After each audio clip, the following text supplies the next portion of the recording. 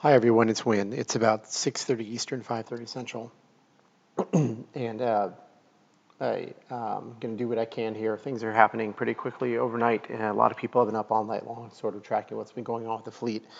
The good news is, as far as I know right now, everyone is safe and sound. So let's start with high priority. High priority capsize kind of in this area right here at about 4:30 Zulu time, which would have been 10:30 in the evening. Last night, local time. So this is a radar loop from Grand Rapids radar, which is over here.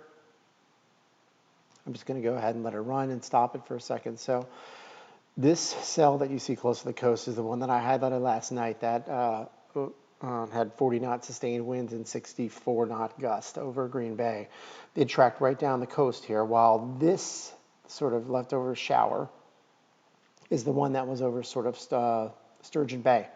And weakened as we expected as it came out over the lake.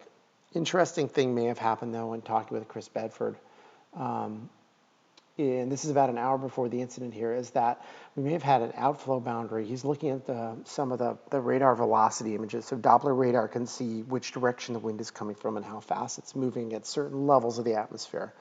We don't have a great shot of it, but he thinks what happens is an outflow boundary came from this storm right here. So this storm, the cold air sinks down from the storm with the rain, and it splashes out in all directions. And so what would have happened is it would have shot out an outflow boundary kind of this way here. It does it in all directions, but you get the idea.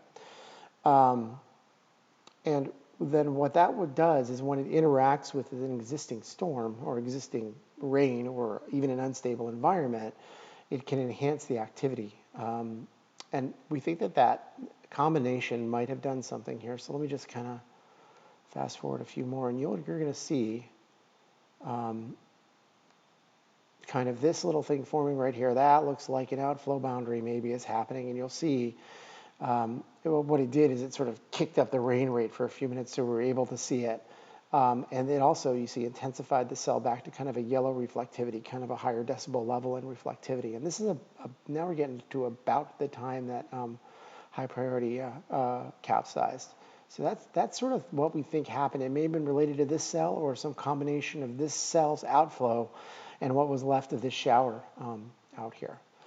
Behind it, I mean, there have been reports on Twitter of pretty good winds. Let's just kind of, I described the fleet as looking like the Peloton in the Tour de France last night. Let's just sort of back it up a couple hours here and look at things. So there they are, right? Everyone's nice and pretty and neat going along. And this is at, this is at 11:50. High priority is stopped right here.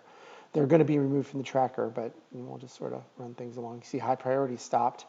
Now, when the winds start shifting to the north, you see everyone turning to the right there? That's because the winds are now coming to the north, right? The wind is now coming this way. And so everyone is now going to start beating. They can either go this way off the wind, or they can go this way off the wind. Okay, that's what we got going on here. And you're going to see that happen as I continue to forward the tracker. People are going to start getting that north wind, see them all turn, and some of them then begin to tack. Again, the other direction they can go upwind and head offshore, right? So now we have boats and what they're all beating. They're beating at what looks to be about 20 knot winds. I'm not going to spend a ton of time right now looking at the meteorology and the forecast because it's for north winds at like 20 knots all day long. And we're hearing that that's what's going on in the course, and the meteorology suggests it too. I hinted at this. You guys can look at the tracker. Honestly, you know as much as I do at this point, but we've got lots of big boats. Like there's a boat pointing the wrong direction right there. Here's another boat pointing the wrong direction. These guys, they are not headed to Mackinac Island anymore, it doesn't appear. These guys may not be headed to Mackinac Island anymore. So we're probably going to get a lot of calls of retirements today. This is not an official statement.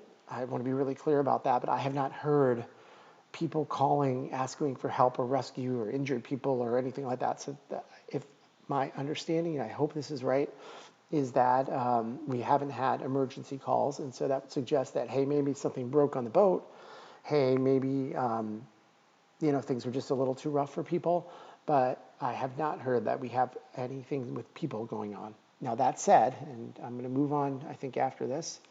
I just want to do a close-up of this area right here. I cannot emphasize enough how much back and forth is going on in this right now, and it's a really good thing that we have daylight. Imagine yourself among 100 boats or so right here within a pretty small area, right off a Little Sable. The pictures have to be amazing right now. And the sun is rising, or it's been dark till now. Half the boats are going this way on port tack. All the boats going this way on starboard tack have right of way. And depending on visibility tonight, boy, you gotta really keep an eye out. You can see boats are crossing all over each other here, and so be safe. These are good racers; they know what they're doing. They wouldn't be on this race if they didn't know how to handle the situation. But I think it's going to be an interesting day of beating in high winds with high waves here. More later. Thanks for watching. And again, watch Facebook. I'll be posting as I know more as the day unfolds, if there is more to know. Thanks. Bye.